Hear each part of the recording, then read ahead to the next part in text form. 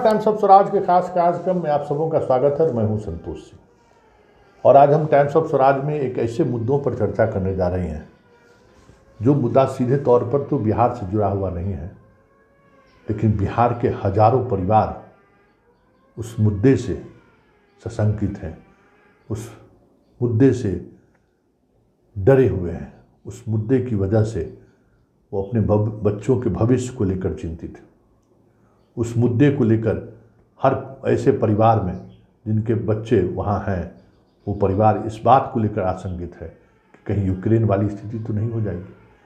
युद्ध हो या ना हो, लेकिन माहौल तो कमोबेश दोनों देश के बीच इसी तरीके से बढ़ता जा रहा है। जो हालात उत्पन्न हो रहे हैं और हालात में दोनों देश जिस तरीके से जिस स्तर तक स्टैंड लेने की स्थिति में दिख रहे हैं, ऐसे में कहीं उसके बच्चों का भविष्य तो दांव पर नहीं लग जाएगा। जी हाँ, हम बात कर रहे हैं कनाडा और भारत के रिश्तों के बीच जो खटास बढ़ रही है। उस खटास के कारण जो लाखों छात्र भारत के कनाडा में पढ़ रहे हैं, उन लाखों छात्रों में लगभग 3.25 लाख 2,75,000 के करीब छात्र वहाँ पढ़ रहे हैं। उसमें 5 से 10 हज़ार छात्र बिहार के भी, क्योंकि कनाडा दुनिया के सर्वश्रेष्ठ एजुकेशन हब माना जाता है। वहाँ की विश्वविद्यालय की तुलना वर्ल्ड लेवल पर है। मतलब कई ऐसे कॉलेज हैं जो अतुलनीय है, जिसकी कोई तुलना ही नहीं की जा सकती है। ऐसे जगह पर बिहार के बच्चे तो स्वाभाविक तौर पे उनकी इच्छा रहती है कि जाएं पढ़ाई के मामले में। तो बिहार के हजारों बच्चे वहाँ पढ़ाई कर रहे हैं और उस पढ़ाई करने वाले बच्चों में बहुत सारे ऐसे बच्चे हैं जो वहाँ प्रोफेशनली जॉब से भी जुड़े हुए हैं। इसके अलावा हजारों ऐसे बच्चे हैं, प्रोफेशनल IT प्रोफेशनल हैं, जो वहाँ नौकरी भी कर रहे हैं। सारे के सारे परिवार जो बिहार के अलग अलग छोटे छोटे कस्बे गांव के रहने वाले लोग हैं, वो लगातार भारत और कनाडा के बीच बिगड़ते रिश्ते को लेकर उस खबर पर नज़र बनाए हुए। हालांकि हमारी मीडिया, जिसे गोदी मीडिया आप सब कहते हैं, वो लगातार इस तरीके से खबरें दिखा रही हैं जैसे लग रहा है कि कनाडा मेरा दुश्मन देश है, जबकि कनाडा और भारत के बीच बरसों बरस पूर्व पुराना रिश्ता है। वहाँ पर लाल बहादुर शास्त्री के नाम पर इंस्टीट्यूट है, बड़े शैक्षणिक इंस्टीट्यूट है। न्यूक्लियर प्रोग्राम में हमारे और कनाडा के बीच बहुत ही गहरे रिश्ते हैं। हर न्यूक्लियर प्लांट में कुछ न कुछ चीज़ें भारत और कनाडा के बीच के रिश्तों की वजह से चल रहा है। मित्र देशों की सूची में कनाडा रहा है, लेकिन हालात ऐसी हो गई कि आज हम दोनों एक दूसरे पर इस नज़र से देख रहे हैं कि कभी भी कुछ भी निर्णय लिया जा सके। जी, लेकिन इसकी वजह क्या है? वजह ऐसी क्या हुई जो आज दोनों देश के बीच इस तरीके से तलवारें खींची गई हैं? भारत सरकार ने कनाडाई नागरिक को वीज़ा देने पर रोक लगा दिया है। हालांकि अभी उस स्टैंड पर कनाडा नहीं पहुंचा है, लेकिन कनाडा राजनयिकों को बाहर करना जरूर शुरू कर दिया है, जो भारतीय राजनयिक है। आखिर इसकी वजह क्या है? आप भी समझना चाहिएगा कि इसकी वजह क्या है। देखिए, कनाडा ऐसा एक देश है जहाँ की नागरिकता लेना वर्ल्ड वाइड अगर बात करें तो कुछ ज़्यादा सहज और सरल है। और ऐसे में पंजाब के बहुत सारे लोग कनाडा में रह रहे हैं और आज के दौर में भी कनाडा जाना वो लोग ज़्यादा पसंद करते हैं। हालांकि पूरी आबादी की वो 2 से 2.5-3% ही है। उसी पंजाबी लोग जो सिख लोग यहाँ से गए, उसी में एक चर्चित नाम जो इन दिनों काफ़ी मीडिया में चर्चित है, हरदीप सिंह निज्जर।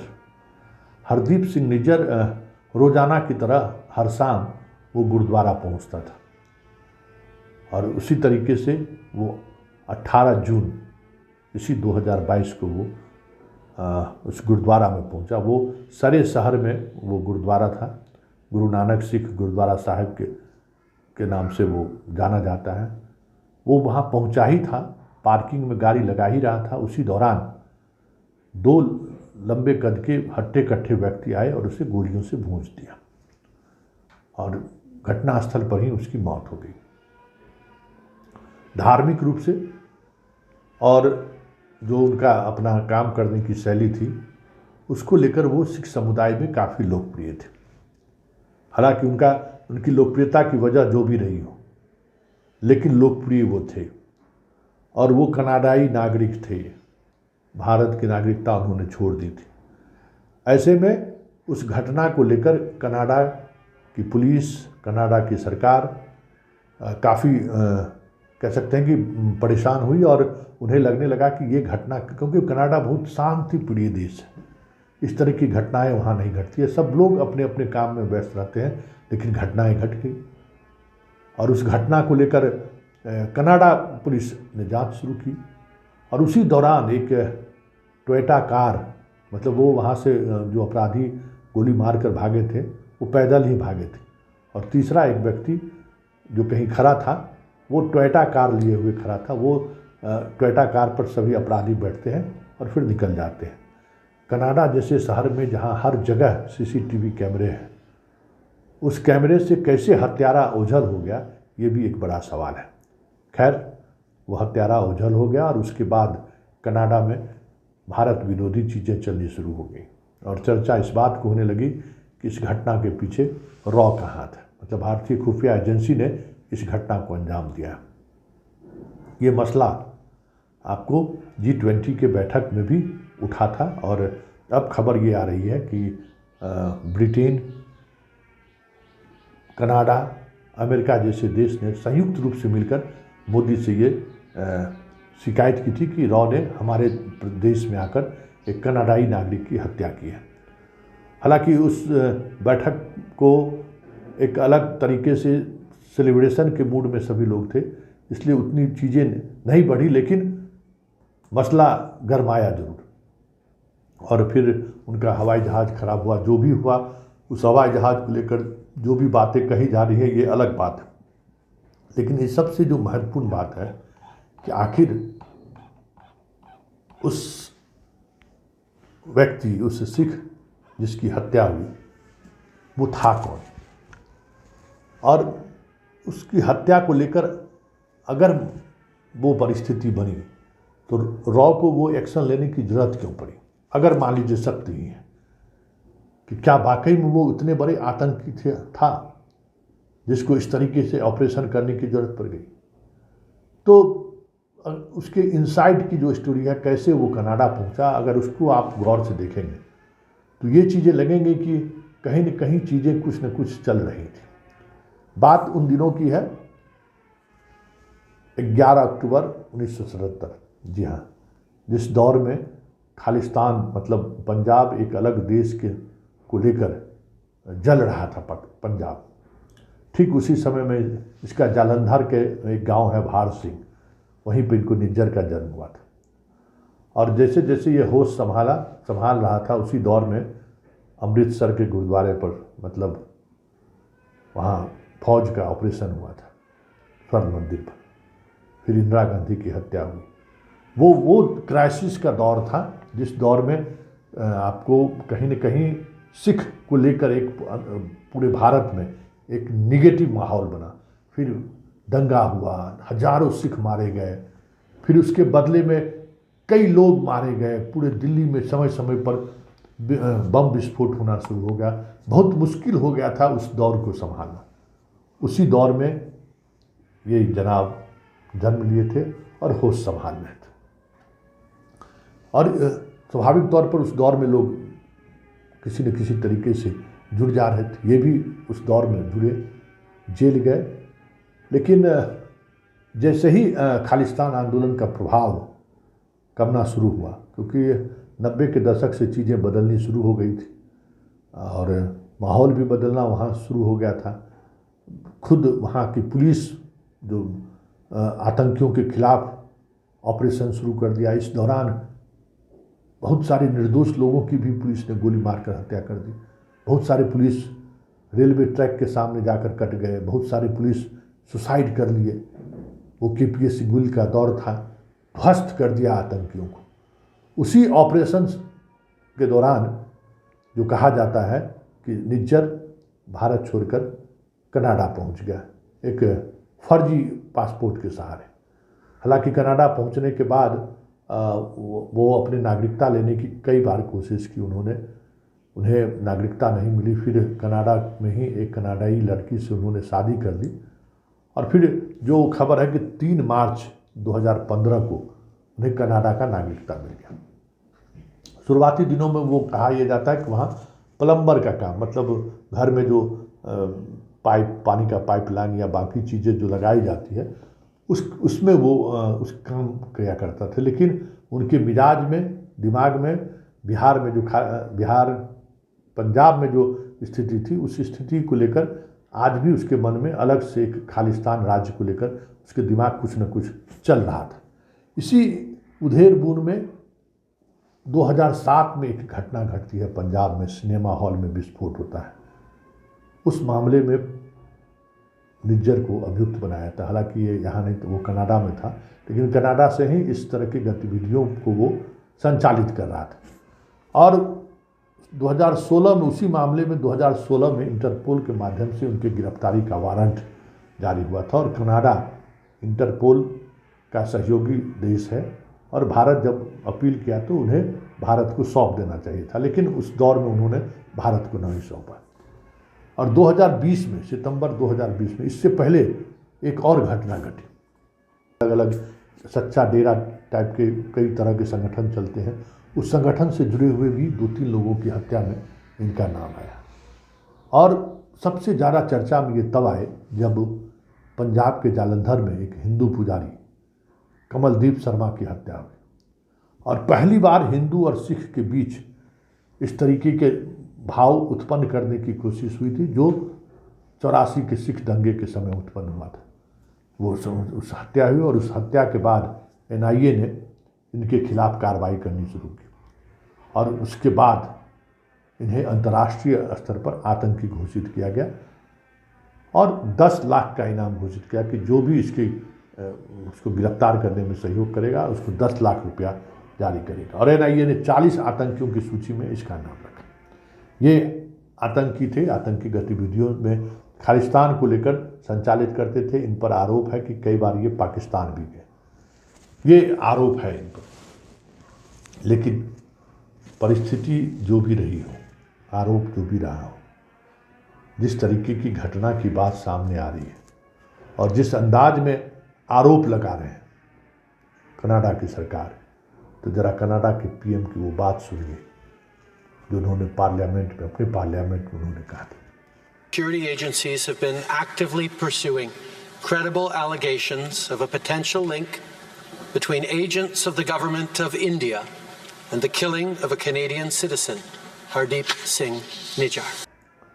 तो आपने सुना, वो पार्लियामेंट में कह रहे हैं कि कनाडाई नागरिक की हत्या हुई है और वो भी भारतीय राजनीतिक ने हत्या करवाई। माहौल स्वाभाविक तौर पर अस्मिता का होगा, अपने राष्ट्र की बात होगी, भले वो ओरिजिनली कनाडाई हो चाहे नहीं हो, लेकिन कनाडा का नागरिकता उन्होंने हासिल कर ली थी, इसलिए उसको उस तरीके से लिया। और यही वजह है कि अमेरिकन जो खुफिया एजेंसी है उसने भी इस घटना को गंभीरता से लिया है और कनाडा को जांच में पूरे सहयोग का भरोसा दिलाया। ब्रिटेन ने भी सहयोग का भरोसा दिलाया और अब धीरे धीरे इस मामले को लेकर यूरोपियन कंट्री भी कनाडा के साथ, मतलब अब कनाडा के इस मांग को लेकर जुड़ते जा रहे हैं। क्योंकि वाकई में अगर किसी देश में आकर किसी की हत्या कर दी जाए और हत्या किसी देश के खुफिया एजेंसी पर लगे और वो भी मित्र देश है, तो स्वाभाविक है सवाल उठना। तो मित्र देश के में पहुंचकर इस तरीके का ऑपरेशन करना कितना सच है ये कहना मुश्किल है, क्योंकि ऑपरेशन भारत के द्वारा किया गया है कि नहीं किया गया है ये अभी भी एस्टेब्लिश नहीं है। लेकिन ये आरोप लगना ही काफ़ी है कि भारत जैसे जिनका मित्र राष्ट्र रहा है कनाडा, वहाँ अगर हमारे रिश्ते एक आतंकी की वजह से जिसकी हत्या होती है वो रिश्ते इस तरीके से बिगड़ने लगे, तो फिर पूरे विदेश नीति पर नए तरीके से सोचने की ज़रूरत है। खैर, मसला जो भी हो, जिस तरीके से हमारे गोदी मीडिया इस खेल को लगातार दे रहे हैं, जैसे लग रहा है कि कनाडा पाकिस्तान हो, उनके खिलाफ माहौल बनाने की कोशिश हो रही है। सारे मीडिया हाउस इस तरीके से खबरें चला रहे हैं जैसे लग रहा है कि कनाडा ने तो क्या जुल्म उठा दिया है। कनाडा में तो अब खबर ये भी आने कि वो हवाई जहाज़ जो उनकी 2 दिनों तक रखी थी उसमें ड्रग्स था, तो मोदी के कारण सुरक्षित पहुंच भी गए। तो वो तो ड्रग्स उस जहाज़ में लेके आए थे। क्या क्या नई खबरें चलाई जा रही हैं। मतलब पूरी मीडिया समझ जाइए कि उस खेल में लग गया है जैसे कनाडा हमारा दुश्मन देश हो। और एक घटना को लेकर जिस तरीके से भारतीय मीडिया खबरें चला रही हैं, वो दिन दूर नहीं है कि कनाडा के इशूज को लेकर हम पूरे देश नहीं पूरी दुनिया में अलग थलग पड़ जाए। क्योंकि देश जिस तरीके से लगभग दो भागों में बंटता हुआ जा रहा है, एक तरफ अमेरिका है, दूसरी तरफ रसिया और चीन है, और हम दोनों को बैलेंस बनाकर रखने में विश्वास करते थे और बैलेंस बनाकर चल रहे थे। लेकिन इस घटना ने जिस तरीके से देश की घेराबंदी शुरू की है, कहा जा रहा था कि 26 जनवरी को हमारे चीफ गेस्ट होंगे अमेरिकन राष्ट्रपति, लेकिन अमेरिकन प्रवक्ता ने फिलहाल इस खबर का खंडन किया है कि अभी कोई ऐसा प्रोग्राम बाइडेन का भारत जाने का नहीं है। क्योंकि प्रोग्राम हो या ना हो, अब चीज़ें दबाव बढ़ेंगी, और दबाव बढ़ेंगी तो ये चीज़ें बदलती हुई दिखेंगी। क्योंकि कनाडा को लेकर जिस तरीके से ब्रिटेन और अन्य राज्य जो जिनका खुफिया समझौता भी दोनों देश के बीच में है, वो भी अब इस चीज़ों को लेकर एक दूसरे को सहयोग करने की बात करने लगे हैं, सहयोग करना शुरू भी कर दिए हैं। ऐसी परिस्थिति में भारत पूरी दुनिया में अलग थलग होता हुआ दिख रहा है, और ये चीज़ें भारत के लिए तो सही नहीं है। और ये जो हम छद्म राष्ट्रवाद की तरफ बढ़ रहे हैं, हिंदुत्ववाद की तरफ बढ़ रहे हैं, या हिंदू फेमिना जो हमारे अंदर पैदा ले रहा है, ये कहीं न कहीं आने वाले समय में समस्याएं खड़ी कर सकती हैं। ऐसे में कांग्रेस के जयराम रमेश का बयान भी क्या महत्वपूर्ण है। जरा सुनिए जयराम रमेश क्या कह रहे हैं। National Congress reiterates that our fight against terrorism has to be uncompromising, especially when terrorism threatens India's sovereignty, India's unity, India's integrity. The Indian National Congress hopes that intensive diplomatic engagement between the two countries will help resolve the current serious crisis between India and Canada. Security of thousands of Indian students. There are over 300,000 students of Indian origin studying in Canada. There are thousands of professionals belonging to different communities, religions, castes, languages from India working in Canada, contributing to Canada's economic growth, contributing to Indo-Canadian relations. We have a institute called the Shastri Indo-Canada Institute, named after India's second Prime Minister. So clearly, India and Canada have had a long economic engagement. तो आपने सुना हालात क्या है और किस तरीके से चीज़ें बदल रही हैं। ऐसे में हमें लगता है कि बहुत ही संयमित तरीके से इस इशूज़ को का समाधान निकालने की ज़रूरत है।